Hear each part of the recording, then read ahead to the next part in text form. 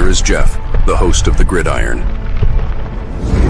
All right, baby. Welcome to the Gridiron. If you give this video a thumbs up and maybe share this video, that would be absolutely freaking awesome. If you are subscribed to my channel, thank you. If not, please get down below, hit the subscribe button, hit that bell icon. That way next time I go live, if I put a video out, you'll be notified. And it's free of charge, baby. What do you got to lose? But if you are subscribed, thank you. Also, in the description box below, the very top link, if you want to help support my channel out, it would mean so much to me. I got 3 different membership levels. Each one has their own little perks to them. So once again, if you want to help support my channel out, it would mean so much to me. And I thank you in advance. And then finally, a little ways down in the description box, there's a link. It takes you to my Facebook group. It's called the New York Giants, the Gridiron. It's my Facebook group. We have over 9,300 members in the group. It's doing simply marvelous, might I add. Basically, if I'm alive and breathing and if I have internet access, I'm putting stuff in that group darn near 365, right? It's over 9,300 members in the group. It's growing daily. It's called the New York Giants, the Gridiron. It's my Facebook group. Please join it. You will not be dissatisfied. I promise. All right. Well, it's almost game day. An injury report came out, unfortunately.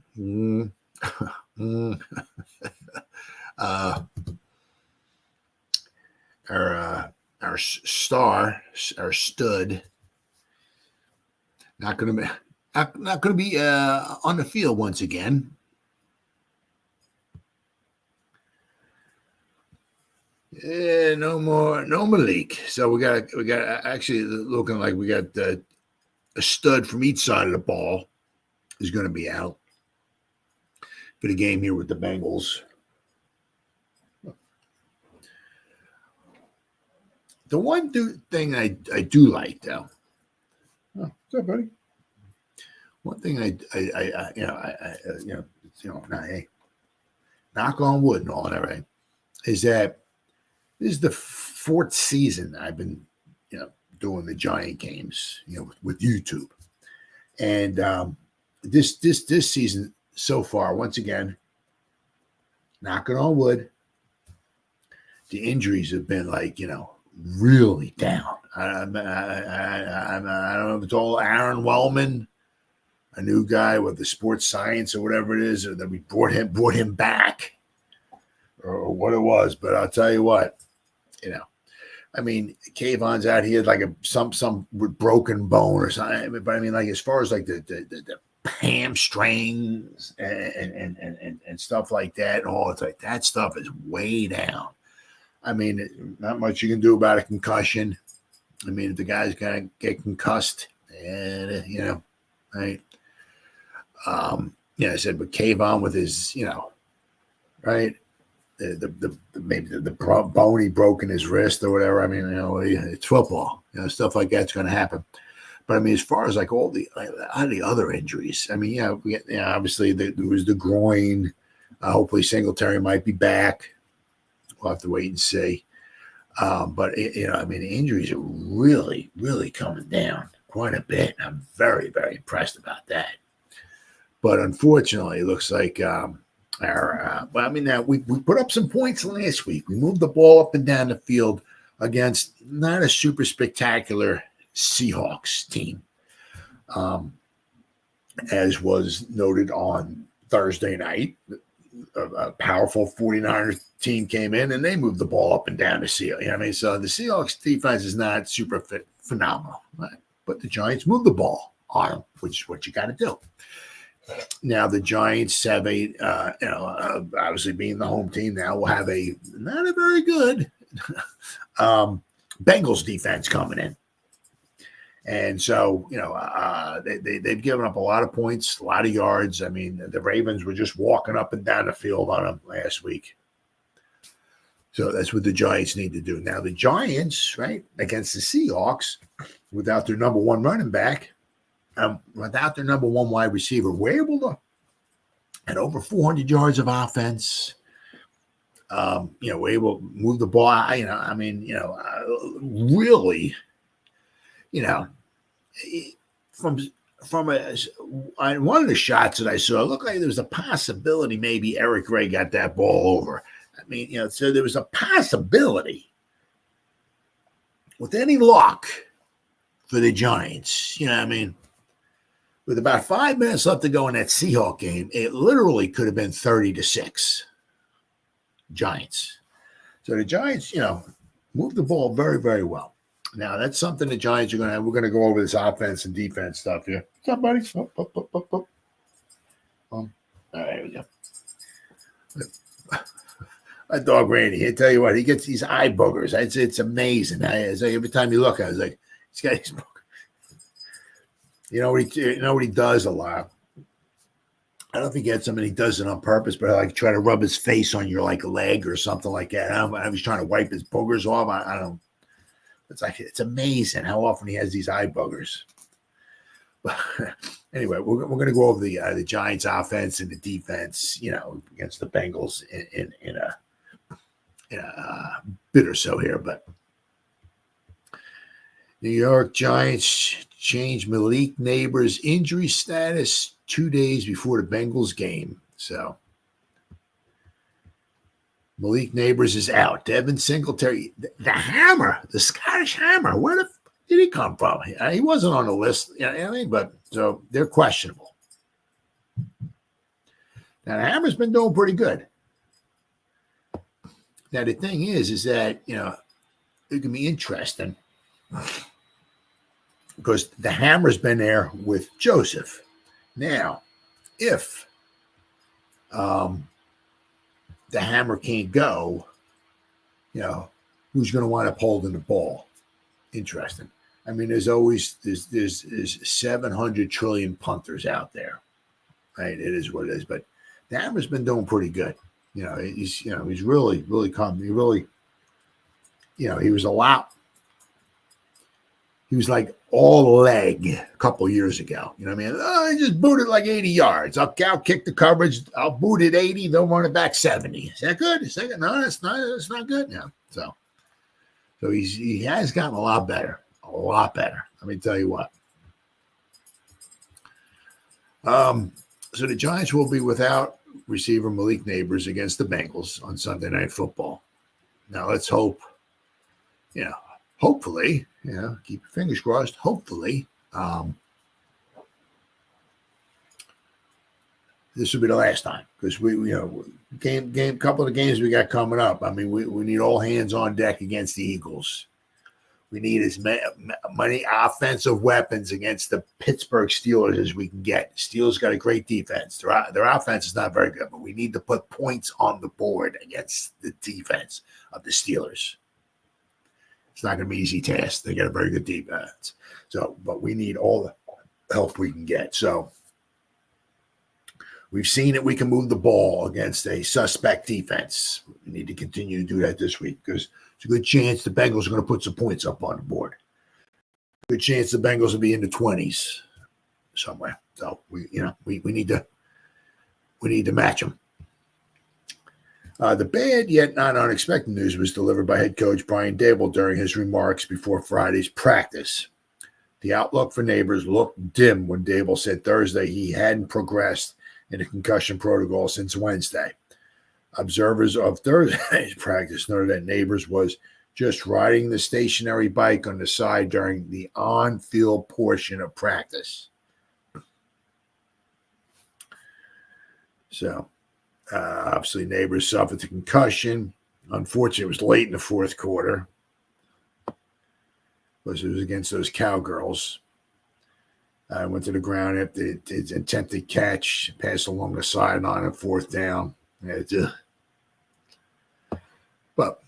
So the Giants managed to overcome the loss of Nabers against the Seahawks with a much more equitable distribution of the football. Instead of 95% of the passes going to Nabers and the other 5% sprinkled around, 70% to Nabers, 25% to Robinson, and the other 5% sprinkled around everybody else, But, so the distribution last week was a little bit better. We still need to find Jalen Hyatt. I don't care what you do. I don't care if he's in a shotgun formation and Hyatt comes in motion, you catch the ball and you flip it to him. Get the ball in the dude's hands, Jalen Hyatt. Get the dude the ball. Get him something. Anything. Anything at all. Have him go out there for like another 40 snaps or something like that without a catch is just absolutely freaking ridiculous. I'm not saying he's open on every play, but got to get the dude the ball. Let's see. 4 different receivers saw at least 4 targets with Nabers out, as opposed to Nabers and Wan'Dale Robinson seeing 29 of Daniel Jones's 40 passes attempt. So basically, 75% of Daniel Jones's pass attempts against the Cowboys went to either Nabers or Robinson. 75%. Offensive coordinator Mike Kafka said of Jones on Thursday, I think he did a nice job distributing the football against the Seahawks. When opportunities came up, he stepped up and ran it well. He also ran the ball 11 times, too. A couple of them were kneeled down. So, he ran, but he ran quite a few times. He's got to start. Let's hope it's not something that's going to keep happening. Let's hope, when he starts taking off, that he starts sliding down. Let's not take too many hits here, Daniel. All right? You're just coming back from a major injury. All right? Let's slide. Let's learn to live for another play, shall we? Hey, I think Daniel's our best option here. I don't want to see Drew Lock coming in off the sideline. The only reason I want to see Drew Lock running in off the sideline is if the Giants are winning 40-3. Okay, halfway through the fourth quarter. That's it. The O-line did a really nice job of protecting the offensive line coach, Carmen Basilis, and those guys. The skill guys complimented that as well. We also know that the Giants will be without edge rusher Kayvon Thibodeau as he recovers from his wrist surgery. Dable said while the injured reserve is a possibility for Thibodeau, a decision hasn't been made yet. So, it's if they put him on injured reserved, of course, that means he's going to be out. They're thinking, well, he's going to probably be out for at least 5 weeks or 6 weeks or something like that. But they think he can come back in 2 or 3 weeks. Nope. Absolutely not. So it'd be kind of interesting to see something on the wrist. Now, usually if it's a broken bone or something like that, you're looking at probably like 6 weeks or so. But I don't know, whatever kind of fancy gadgets they can have or something, to put, so to keep it immobile or whatever. I'll have to wait and see. Can he heal up reasonably well in a couple of weeks, and then they can try to keep it immobile, and have to wait and see. A lot of it also, have to see how Aziz adapts to his growing role here, because he's been like on the field like maybe about 20 snaps or so a game, right? I mean, basically when Kayvon comes out to grab a little bit of a breather, Aziz goes in there. Burnsy might come out for a little bit of a breather. Aziz goes in there, but you're looking at 20 something snaps, right? So now basically his snaps are probably going to double. Can he stay healthy? That's one of his biggest problems. Can he stay healthy? So we got the full injury report here. Obviously, so we got Malik Nabers with concussion. He's out. Kayvon, he's out. Devin Singletary and Jamie Gillen. Singletary still with the groin, questionable. And the hammer, the hamstring, he's questionable. Now, the thing is, I mean, you kind of hope it would be like, you kind of, with the hammer, right? You were kind of hoping there would be something in the upper, I mean, it says a hamstring. Now, I don't know if it's the hamstring on the plant leg or the kicking leg. But, I mean, either one, I'm sure, can't be very good. I mean, especially if you're trying to punt and you got to pull the hamstring. I mean, so. The one nice thing is, I said, there's a trillion punters out there. Right? It's just that the hammer's been doing pretty good. He's really been doing good. He was a real good pickup for the Giants. And Bryce Ford shoulder, he was limited with his shoulder. So is he questionable? He's questionable too. So basically, we got 5 guys on the report. 2 of them are out, and 3 are questionable. So I mean, just in the past, especially this time of the season for the Giants, I mean, they would have easily double-digit guys in the past on the injury report. I'm doing this with the last year of Joe Judge and the first 2 years of Dable. I mean, by this time of the season, easily got double-digit guys on the report for the Giants, injury report, every freaking week. It was just ungodly. But I'll tell you what, so far I said we only got 5. One guy's got a concussion, and one guy had a broken bone, I guess. Right? I mean, there's not much you can do about that. So we got one guy with a hamstring, one guy with a groin, and one guy with a shoulder. Right? So we got 3 guys who are kind of questionable. Now, obviously Bryce Ford Wheaton didn't look too bad returning that blocked field goal back for a touchdown. But, he's a big-time contributor in special teams. So, but also, like with him, too, is that, he moved up the pecking order for the wide receivers because whatever he was, I don't know, 6th, just say 6th, right? Malik is out. Boom. Now he's number 5. So now he's number 5 on the pecking order of wide receivers, but he's also a big-time contributor on special teams. So now if he can't go, who's moving up, who's moving up the pecking order for the wide receivers, but who's also going to take his spot on the special teams. So interesting. But it's a shoulder. I mean, obviously nothing's broken, hopefully. So hopefully it's just some soreness or something. So even if he has to, sit out or whatever, or possibly if it's this shoulder, right? Maybe he can try to, I don't know, whatever, get around from without using this shoulder too much. So maybe he doesn't aggravate it. I'll have to wait and see. But tell you what, the injuries this year so far for the Giants have really been down a lot. So keep your fingers crossed. Keep your fingers crossed. But the Bengals got 2, 3, 4. Bengals got 7 guys. But 3, 7, no, I'm sorry. Hold on. See. I didn't even show the Bengals here. It's the Giants injury report. But we also have here no game time status. That means all these guys are going to be good to go. Burnsy with a groin. Phillips with his calf and his shoulder now. John Runyon with an illness. Ty Summers with a hamstring. Greg Van Roten, he had a rest day. Dory Jackson with his calf, he was full practice too. And DJ Davidson with his shoulder, he was full practice. So we got some guys. Excuse me here, guys. I got a little bit of a cold. I do apologize.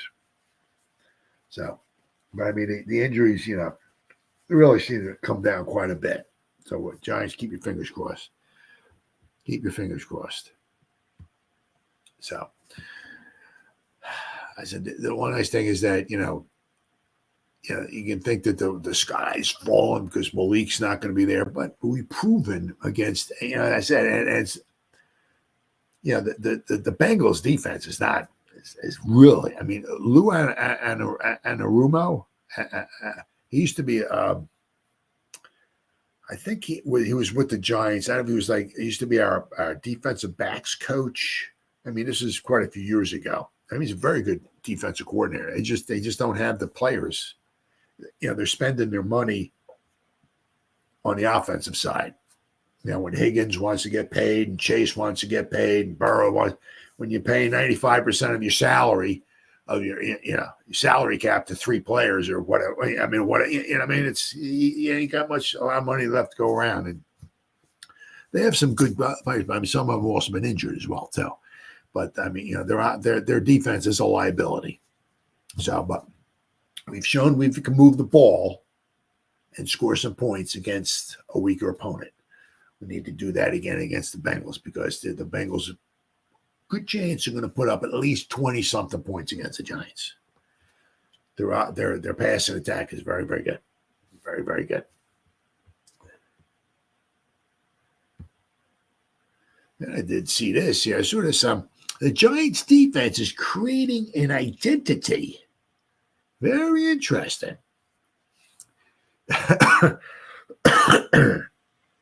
Now, it was kind of hard after the first week of the season. It was kind of hard to, what kind of identity is that they suck? No, but we got here. They're starting to. The Giants' disruptive pack of wolves, creating a defensive identity.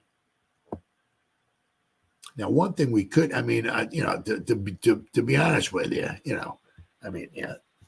the Giants has done a very decent job so far. The sacks are just incredible. We lead the NFL in sacks with 22. That's just phenomenal. And we're on pace. Of course, we're not going to get there at all. But we're on pace right now to have 70 sacks for the season, which is just phenomenal, right? But we could use some more turnovers. That would really be advantageous. And it says here, an identity has slowly begun to take shape. 5 games into the season, the Giants defense has been building an identity just in time for Sunday night's game against the high-powered Bengals at MetLife Stadium. They're ranked 11th in the NFL in points allowed and 12th in yards yielded. Not too shabby. Statistically, that's markedly better than in the past 2 seasons under former defensive coordinator Wink Martindale, who came here hyped as an aggressive blitz master and left with his defense having allowed far too many big plays. Giants defense ranked 26th in points allowed and 27th in yards allowed last season with Wink Martindale, and 17th and 25th, respectively, in 2022. Still not very impressive. The most important statistic for the Giants defense is points allowed, an average of 20.8 points per game after losing 28-6 to the Vikings in week 1. The thing is, we're averaging 20.8 points per game, but you also realize, too, is that 21 of those points weren't from the defense, really. So if you take 21 points off of that, we were low.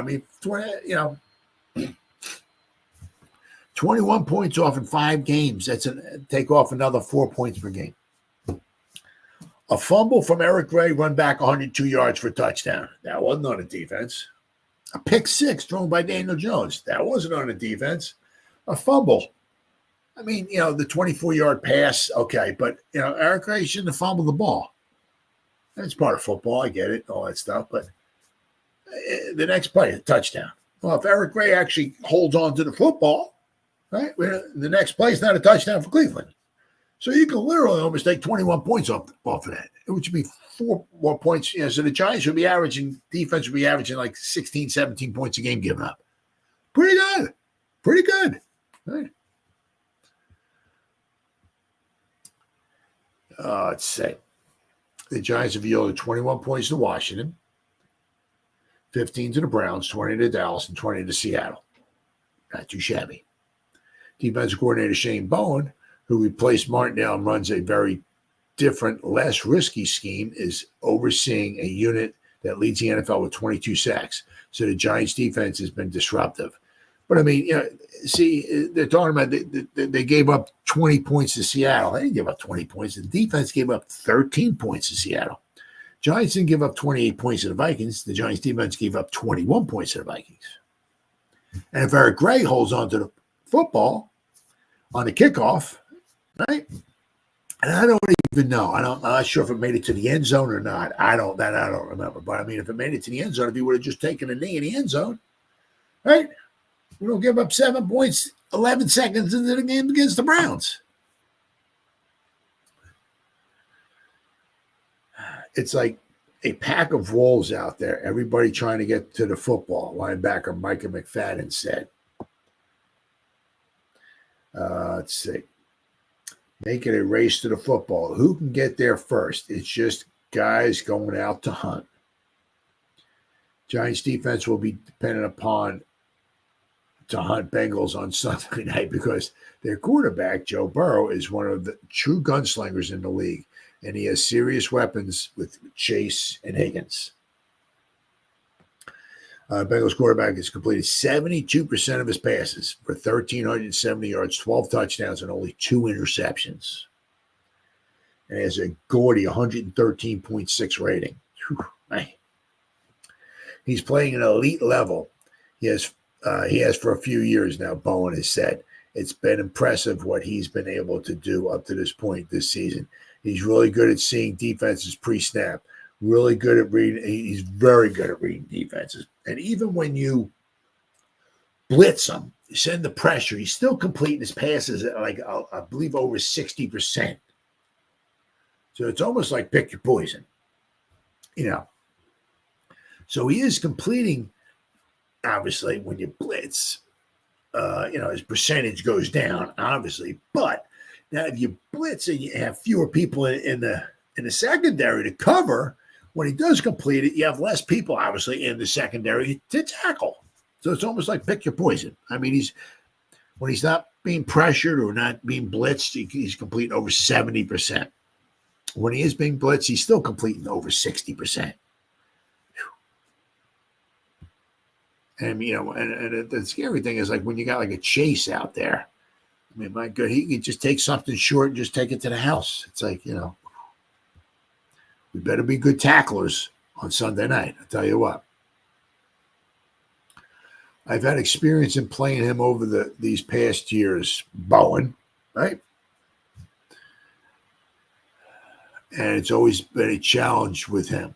The accuracy, the decision-making, can put the ball where he wants to put it and has the ability to extend plays with his legs. Then Bowen went on after catching his breath. You're dealing with those guys on the outside, Chase and Higgins, and they're having monster years right now. Chase leads the Bengals with 29 receptions for almost 500 yards, 17 yards per catch. Has 5 TD receptions. Higgins, who missed the first 2 games, has 18 receptions and 2 TDs. Andre Yosavash, I believe that's how you pronounce it, has 3 TDs among his 12 receptions. And Gesicki, terrific pass catcher, has 17 receptions. So they got some guys that can catch the ball.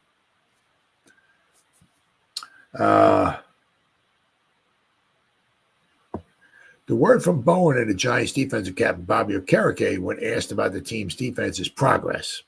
I feel like we've been progressing well, Okereke said. We've been getting better every week. What's the word? Synergistically.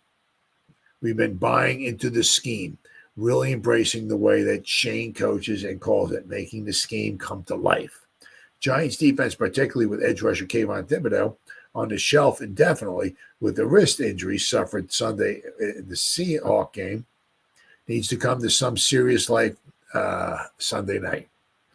The Bengals team, the Giants will see, will be a desperate, hungry, and perhaps angry group. They came in 1-4. If they go 1-5, they can basically pretty much kiss like any playoff hopes. I mean, 6 games into the season, they can pretty much almost kiss their playoff hopes goodbye if they've 1-5. So they're going to come in here, with something to prove, without question. So it's almost kind of like, to whatever, to some degree, if you want to call it that. With the Bengals coming in 1-4, it's, you can kind of relate in a small way to like what the Cowboys kind of, their run defense. You can run up and down on them all night long, right? Just take the ball off. You get thousands of yards on them. Nope, not happening. Didn't happen. So you be careful. There's a wounded, pissed off Bengals team. They've gone through training camp and all this stuff, and they have expectations. Maybe, I'm sure that some of them have Super Bowl aspirations, but I mean, worst comes to absolute worst, right? They got aspirations coming into the season. We're making the playoffs. I mean, that's a gift. we're good. So they go 1-5. I said they can almost bye-bye. I mean, it's a tough division. Tough division. I mean, you got the Ravens, right? The Steelers. So it's going to be a tough division. So, I mean, a lot of teams. Obviously 16 teams in each conference and all. If you're 1-5, you got a lot of teams to climb above. You better go on a roll. Out of what about 11 games left? You better plan on going 9-2 maybe the last 11 games or something. Good luck there. Let's see. The 4 Cincinnati losses have come by only a total of 15 points. Obviously, they did have a tough loss. I mean, this past week. I mean, interestingly, it was almost like the offense was kind of almost the one that kind of blew it for him, because in overtime, there was no turnovers, not one. Jackson went back to pass. I think the ball got knocked out. And Cincinnati recovered it in decent field position. All Cincinnati had to do was get like 2 first downs, I think, and they would have been like in field goal range. Couldn't move the ball. Had to punt it back to the Ravens. Ravens just walked down the field against a crappy Cincinnati Bengal defense, particularly Henry, right? And then they kicked the field goal 1. So they've only come by 15 points. The 4 losses, obviously, this past week, it was 3 points to the Ravens in overtime. They 6 to New England, 1 to Kansas City, 5 points to Washington, and 3 to Baltimore. So, I mean, they've lost to some good teams. They lost to Baltimore, they lost Kansas City, and they lost to Washington. They lost to 3 really good teams. So I can't believe I'm actually putting good team and Washington in the same sentence. That doesn't make much sense. But the Giants, Giants only lost to the Commanders by 3 points, right? They lost by 5. They're obviously a team that's eager to win, McFadden said. They've been in a position to win all of their games, so obviously they've been really close, just like us. Well, same thing. Same thing. Same thing with the same thing with the Giants. Except for the first week of the season. Against Minnesota, the Giants losses, they lost 21-18, and they lost 20-15. But they had any kind of luck at all in either one of the Commander game or the Cowboy game, and they scored maybe a touchdown against the Cowboys, or they actually had a field goal kicker against the Commanders. Heck, the Giants could be 4-1 as well. So it is what it is. All right, the Giants offense versus the Bengals defense. This is going to need to step up. Offense is going to definitely need to step up here. Take the Bulls by the ring. Going to need to score some points, because the Giants ain't pitching no shutout this weekend. Not happening. Not that I thought they were going to anyway, but I mean, they're not holding the Bengals to 7 points or 10 points or nothing like that. I mean, Bengals are going to put up some points, and they can do it in a hurry too. So, especially when they have a young, inexperienced secondary against like Higgins and Gesicki and Yosavash and Chase and all that, they can score some points in a hurry.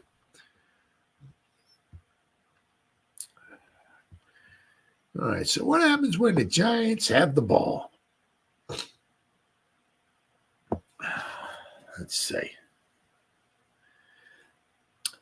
Lou Anarumo's defense is not the defense from the 2021 Super Bowl run. They rank 31st in points allowed, 26th in yards allowed, 30th in rushing yards allowed per game, and 19th in passing yards allowed per game. Giants should be able to run the ball against them. But then again, same thing was said when we played the Cowboys, right?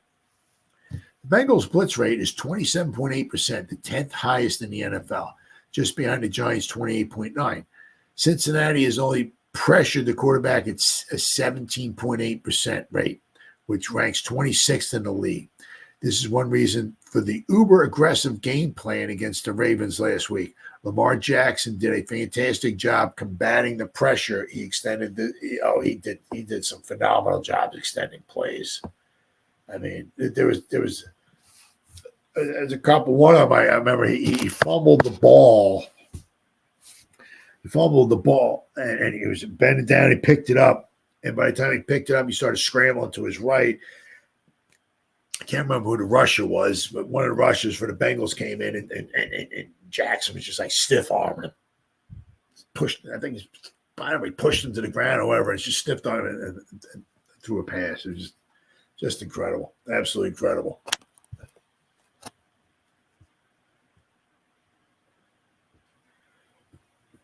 So defensive personnel, Cincinnati has issues with its defense, but it has equally as quality football players at each level. Linebacker Logan Wilson was a draft crush of mine. I don't know. Who is this here? Nick Falato. Uh-oh. All right. Let's see. The Ravens were an impressive 10-15 on third down efficiency last weekend. 10 out of 15. And Arumo is trying to fix the problem, but the Bengals defense is playing poorly this season. They're ranked 31st in the league in third down percentage. 31st. They're allowed a conversion rate of 47 point, almost half of the third down conversions are allowed. Wow, that's horrible. They ranked third down tries. They ranked 23rd, and they ranked 23rd last season.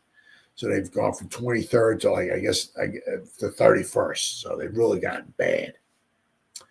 According to EPA, the Bengals have the second worst rushing defense. Only the Rams are worse. Cincinnati's defense struggles not only with personnel or structure, but also with fundamentals. They rank fourth in most missed tackles with 44. For reference, the Giants only have 24 in the season, and they rank seventh. Defensive personnel. Cincinnati has issues with its defense, but has quality football players at each level.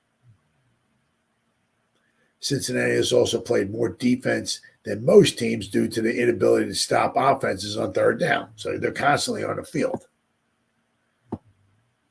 Bengals have two highly intelligent safeties, Geno Stone and Von Bell. Both can hit and are typically sure tacklers, but Stone has done poorly this season. He has amassed 21% of he's missed 21% of his tackles. Cornerback Cam Taylor-Britt has become one of the better physical corners in the NFL. He typically lines on the right side with very few snaps on the left side of the slot. Dax Hill, an exciting, explosive young cornerback, tore his ACL against the Ravens and is out for the season. So, I mean, you don't want to see anybody ever get injured at all, period, even a freaking ingrown toenail, but it happens. So that'd be beneficial for the Giants. Dax Hill, an exciting, explosive young cornerback, tore his ACL last week. So one of their cornerbacks is out. Right? Cincinnati will turn to some of their younger players to pick up the slack. The second-year defensive back DJ Ivey cleared the reserve physically unable to perform list, and it will likely be relied upon if activated. He tore his ACL last December. A lot of injuries. Cincinnati prided itself on its defensive line and zone cohesion and on the back end during the 2021 run. Neither is playing close to that level, yet their defensive ends and Anarumo's forward down front are still effective players. Trey Hendrickson has 22 pressures and 3 sacks through the 5 games. Sam Hubbard, who is more of a run-stopping end, has just 10 pressures and a sack. The Bengals have struggled to generate pressure. Miles Murphy and Joseph Osai are the rotational ends behind Hendrickson and Hubbard. Rookies Chris Jenkins and B.J. Hill, I think we're all familiar with him.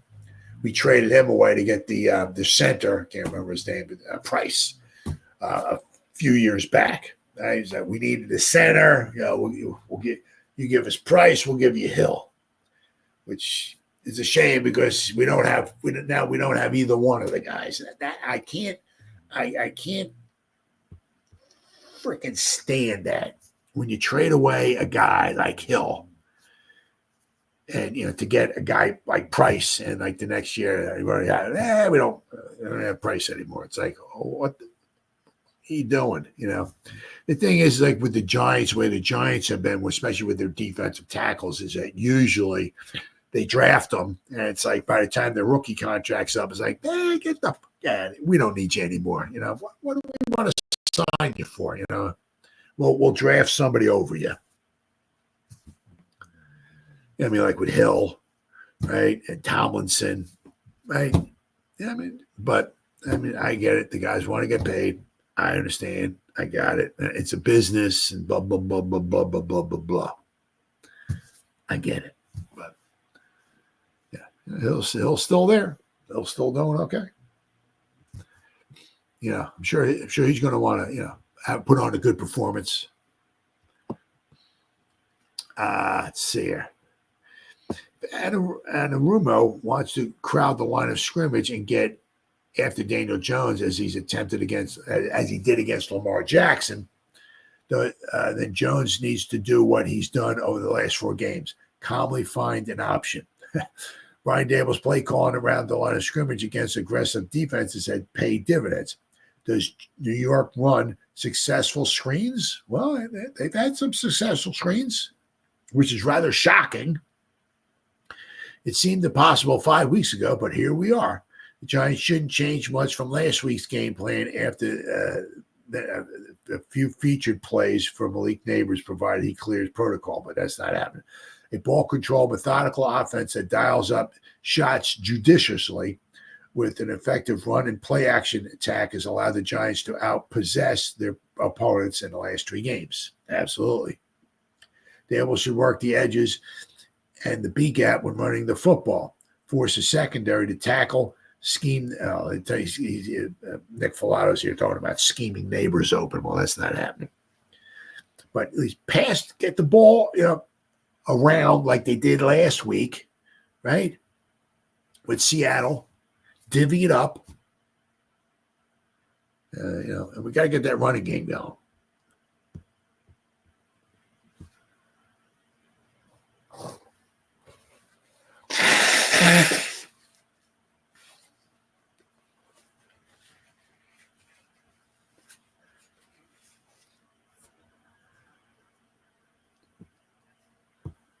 Got to get that running game. That run game would be huge. Whether Singletary goes or, we got to rely on Tracy and then Gray and then Turbo. Not to wait and see, but, that running game would be huge. I know. Henry didn't do too well early on, but he had a long run in overtime, and his yards per carry just shot up. So it's something the Giants can, offensive-wise, if they keep the game close, obviously keep that running in there. Keep that running in there, right? Because as the defense starts getting tighter, once the third and fourth quarter rolls around, those 1 and 2 yard runs in the first quarter, in the first half turn into 3, 4, 5, 6 plus in the second half. So keep running the ball. Keep running the ball. Plus, you've also figured you can run the ball and, and being successful on third down, you keep the ball, you keep their offense on the sideline. So it's good. This, is a fantastic opportunity for the Giants to be 3-3 after 6 games. It'd be a huge opportunity. But you got a wounded duck team coming in, the Bengals. So you got to be careful. All right, so what to expect when Cincinnati has the ball? Very interesting.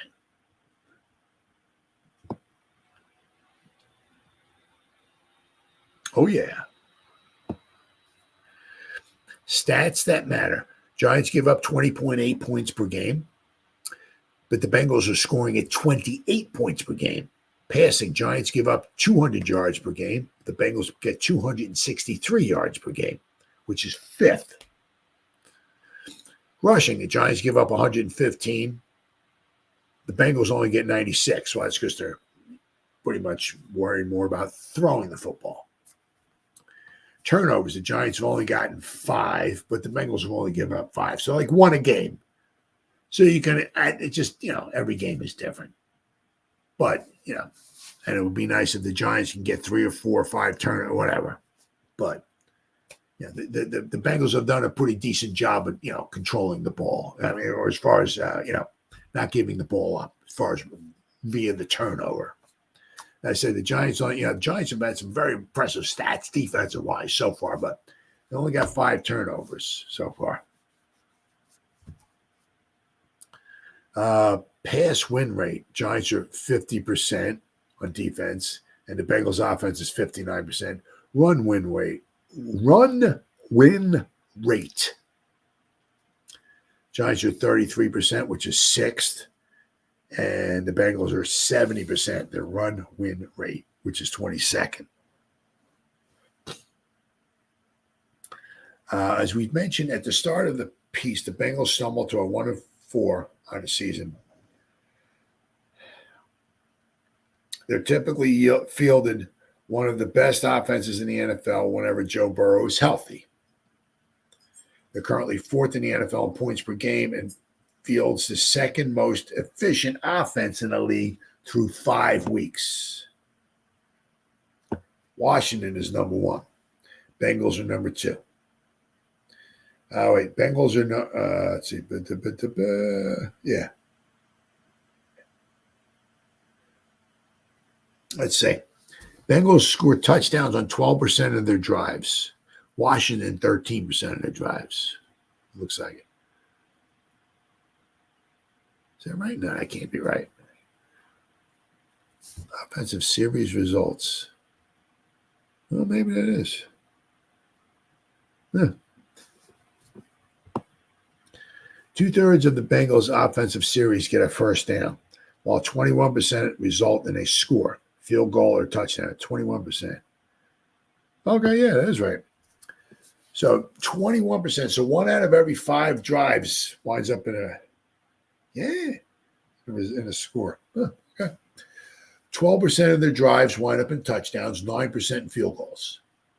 Only 10% wind up in punts. So basically, they score twice as many times as they punt. So if they punt 3 times, they score 6 times in a game. So how have they been gone about building such an efficient and dangerous offense? Leaving the play of quarterback Joe Burrow aside for now, the simple answer is that they have very good players on offense. They got some good weapons. And do a good job of putting them in position to succeed.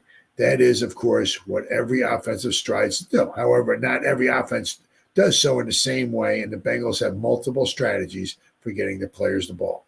As with most teams, they use alignment, formation, and route combinations down the field to create free releases and receiving windows.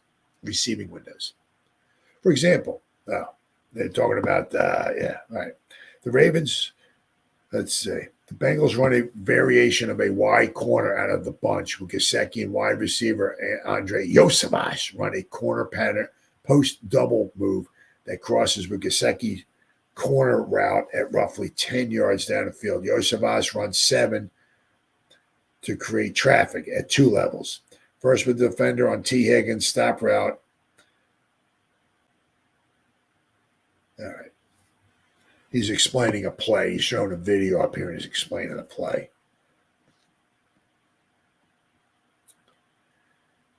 They talk about Zach Moss here as one of the most effective running backs in the NFL once the Bengals get into scoring position. He currently has the 6th most carries inside of 20 yards, the 7th most carries inside of 10 yards, and the 8th most carries inside of 5 yards. Much has been made of the league-wide drop in scoring in the NFL. The proliferation of middle-of-the-field coverages allows teams to more easily move the ball between the 20s, but also allows defenses to constrict as the field shrinks. Being able to effectively run the ball inside the red zone goes a long way to helping a team score close to the goal line. And, it's it goes to a passing league and yada, yada, yada, and all that stuff and everything. But, I mean, running the ball, if you can run the ball. Because, as we know, obviously, once you get into the red zone, the field just starts shrinking. They got the same amount of guys on defense. Now they're covering less space because you're getting closer to the line of scrimmage. Closer to the goal line. Everything just starts shrinking up. They don't start taking players off the field. Well, we're down inside the 10, so you take 2 of your players up. No, they still got the same amount of players on the field. Now the same amount of players got to cover a lot less space because you're inside the red zone. But if you can run the ball, right? But it's a pass-happy league, right? Pass, pass, pass. So running the ball effectively inside the red zone goes a long way. Not only do running plays hit faster, but defenses playing with an eye to stop the receivers like Chase and Higgins can be vulnerable to well-schemed and blocked running plays. Absolutely. Absolutely. Talks about Joe Burrow.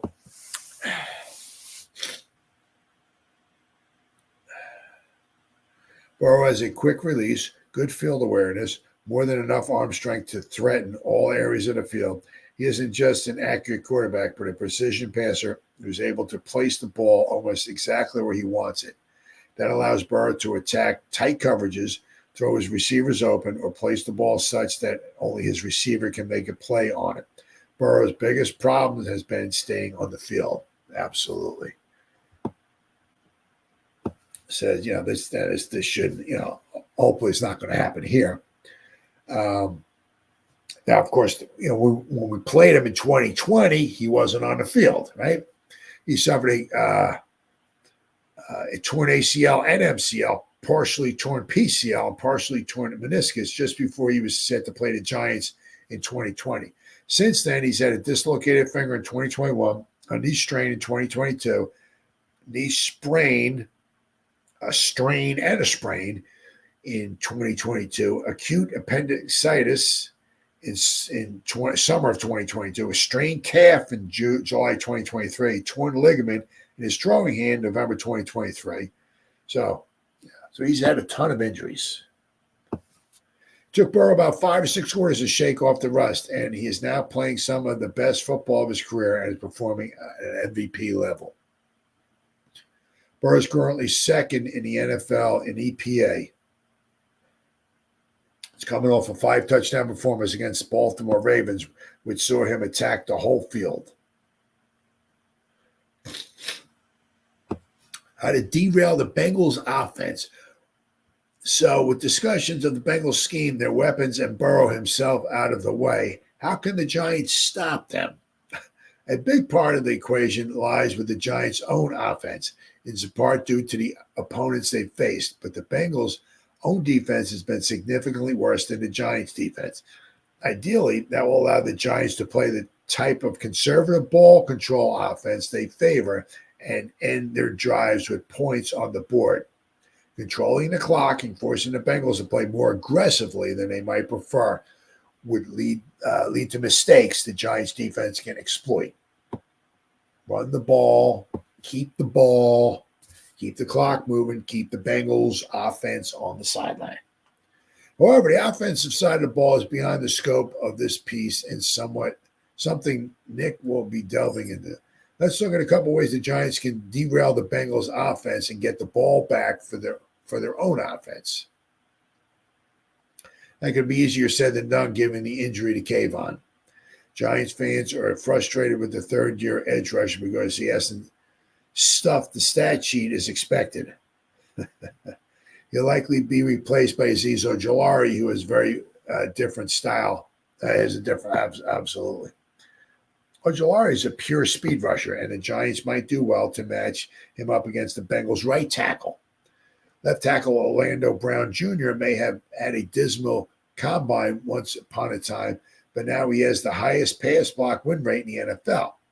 He's winning his pass block rate at 97% of the time, while only benefiting from double teams on 23% of the time. That leaves the Bengals free to devote double teams elsewhere on the line, like Dexter Lawrence.